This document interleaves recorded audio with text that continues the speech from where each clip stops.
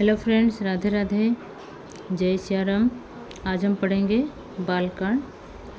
तत्पश्चात नारद ने वाल्मीकि के समक्ष भगवान राम की लीलाओं का संक्षिप्त वर्णन किया।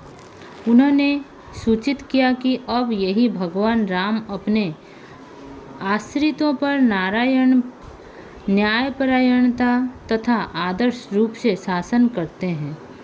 उन्होंने व्याख्या की कि भगवान श्री राम के राज्य में कोई भी व्यक्ति रोग अथवा मानसिक क्लेश से पीड़ित नहीं होगा।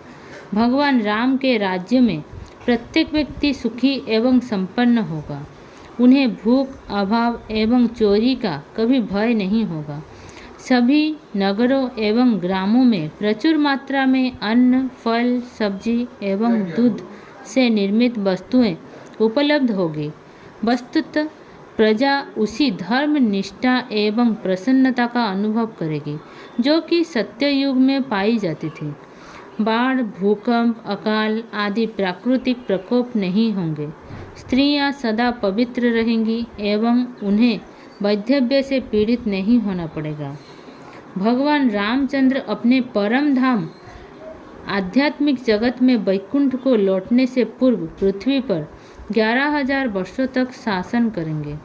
वाल्मीकि के प्रश्नों का, जो कि तीनों लोकों के कल्याण हेतु थे, समाधान करने के पश्चात श्री नारद भगवान के गुणों का प्रचार करते हुए पुनः अपनी यात्रा पर चल पड़े। तब वाल्मीकि मुनि अपने शिष्य भरद्वाज के साथ तमस नदी के तट की ओर चल दिए। नदी के तट पर बैठकर वाल्मीकि श्री नारद द्वारा वर्णित बातों पर विचार करने लगे। वन में बैठे हुए वाल्मीकि ने सारस पक्षियों के एक जोड़े को देखा जो मैथुन क्रिया में संलग्न था। काम क्रिया में लिप्त दोनों पक्षी मधुर स्वर में गा रहे थे। उसी समय निषाद वंश का एक पापी शिकारी अपने छिपने के स्थान से निकलकर प्रकट हुआ। उसने एक ऐसा बाण चलाया जिसने नर पक्षी के शरीर को बेध दिया।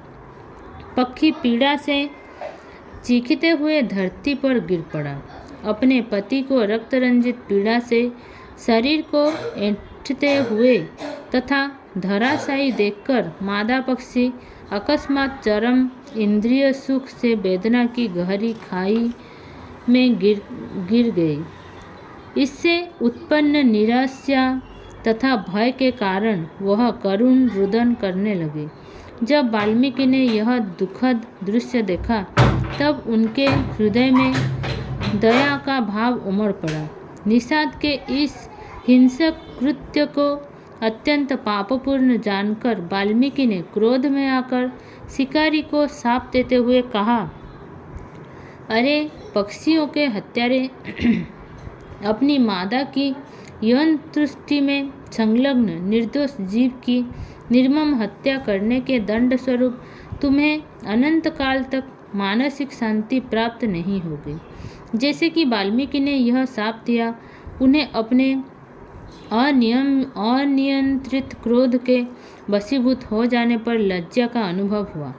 ज्ञानी होने के कारण उन्हें यह ज्ञान था कि वस्तुतः सभी जीव असहाय रूप से भौतिक प्रकृति के प्रभाव में हैं। उन्हें शिकारी पर इस प्रकार क्रोधित होने का पश्चाताप हुआ।